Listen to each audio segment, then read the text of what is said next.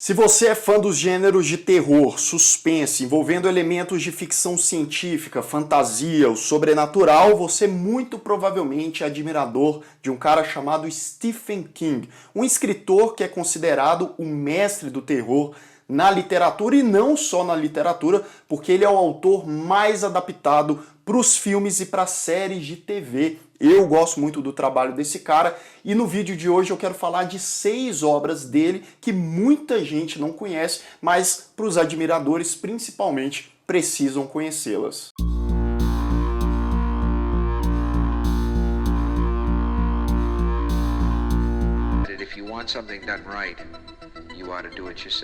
Sejam todos muito bem-vindos a mais um Refúgio Cult, meus amigos. Hoje pra gente falar desse cara que é o mestre do terror, que já fez aí histórias tão inesquecíveis, que já foram clássicos do cinema, já fizeram aí séries de TV também muito interessantes, mas hoje a gente não vai falar do óbvio não, a gente vai falar de umas obras menos conhecidas do Stephen King que também merece a sua atenção caso você seja admirador do cara. E se você ainda não me acompanha lá no Instagram, me siga lá, @lucastthemaia para mais novidades sobre cinema, séries de TV, sobre o canal. E agora a gente vai falar sobre o Stephen Edwin King, esse escritor norte-americano de 71 anos de idade, que, acredite você se quiser ou não, já vendeu mais de 400 milhões de cópias, de exemplares dos seus livros, que são cerca de 60 romances ao todo e mais de 200 contos, isso mesmo. Ou seja, o cara é uma máquina de escrever histórias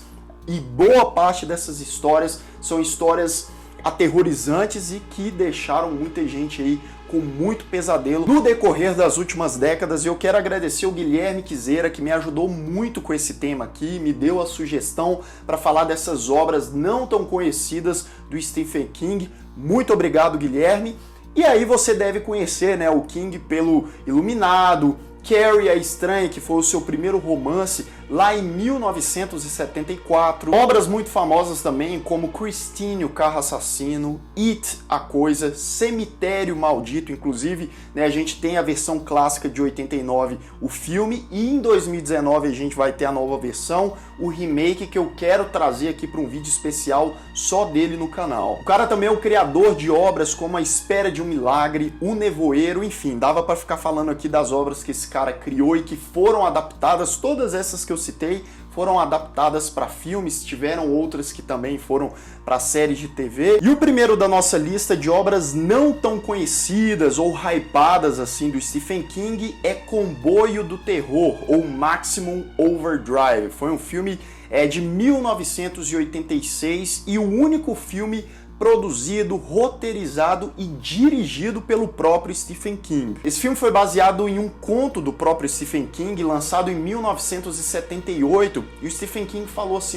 nem sempre lançam filmes decentes das minhas obras, então nada melhor do que eu ir lá e dirigir, eu mesmo botar a mão na massa e fazer esse filme. Isso aí muita gente levou também uma alfinetada pro Stanley Kubrick, porque para quem não sabe, né, o Stanley Kubrick dirigiu o Iluminado de 1980 e o Stephen King não gosta nada do filme. Fala que a obra é bem diferente, né? O filme é diferente do livro que ele lançou. Então o cara foi lá e ele tentou na empreitada aí como diretor. Como que eu posso dizer isso de uma forma mais branda? Eu diria que ele não acertou muito não. O filme é trashzeira total. Para você que gosta de trash, eu sou suspeito para falar porque eu gosto de muito filme trash.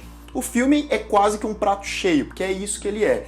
Muitas vezes ele não se leva muito a sério. O diretor, né, que era o Stephen King, ele não tinha tanta propriedade, experiência do que ele estava fazendo. Então muitas cenas ali não ficaram muito bem dirigidas, o roteiro muitas vezes ficava cafona demais. Afinal de contas, o que é a história? Um cometa passou pela Terra e acabou dando vida, dando inteligência própria para as máquinas, para os carros, para os caminhões. E aí essa galera, né, os caminhões, os carros, passam a perseguir os humanos para terminar, aniquilar os humanos mesmo. E aí a humanidade está ameaçada e um grupo de pessoas se reúnem para tentar combater esse mal aí inesperado. Então é uma premissa que por si só já é absurda. Imagine você caminhões que ganham vida própria e começam aí a perseguir as pessoas ao redor do mundo. Claro que a gente já tinha tido obras como Christine, né, que é um carro que ganha vida e que tem essa premissa parecida, mas aqui o cara elevou o patamar, colocou um exército dessas máquinas aí. Mas se você é um admirador do Stephen King, adora essas histórias malucas e não se importa com filme trash, dá uma chance para Comboio do Terror. Número 2 é uma minissérie que pouquíssimas pessoas conhecem, mas vale muito a pena você prestar atenção nela, porque ela tem 2 nomes de peso. Primeiro, Stephen King, que é o produtor dessa série, chamada Kingdom Hospital, ou Reino Hospitalar, de 2004. O segundo nome, Lars von Trier, sim, o diretor dinamarquês.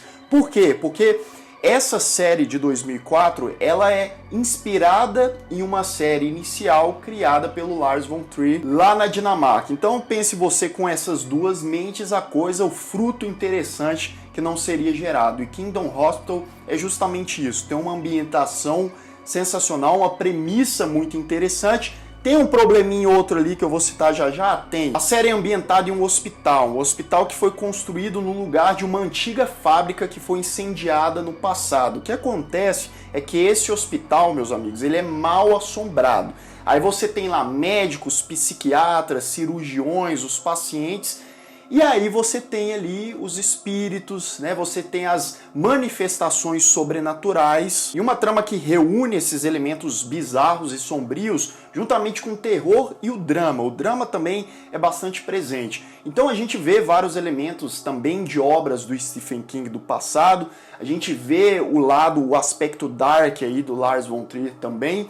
Só que aí algumas interpretações não funcionam muito bem.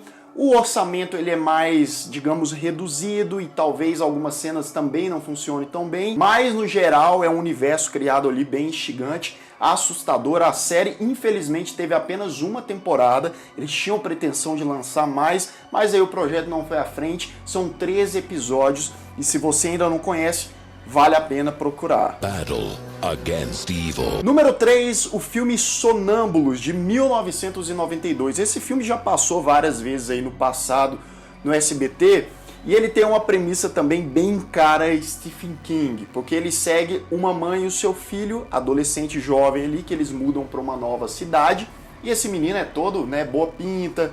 E o pessoal da escola fica encantado por ele, as meninas ficam apaixonadas e acaba se tornando popular. E claro, tem a mocinha que se apaixona por esse cara, só que o background dele não é simples assim, porque o cara na verdade é de uma raça aí de criaturas malignas que se alimentam da força vital de jovens. E essa menina tá ameaçando ser a próxima presa, não só desse rapaz, como também da mãe dele. Digamos que a relação desse menino com a mãe dele também é uma relação aí bem estranha, bem diferente. E não basta só eles sugarem essa energia, como também eles mudam bastante o seu aspecto físico, ficam bem feios e estranhos.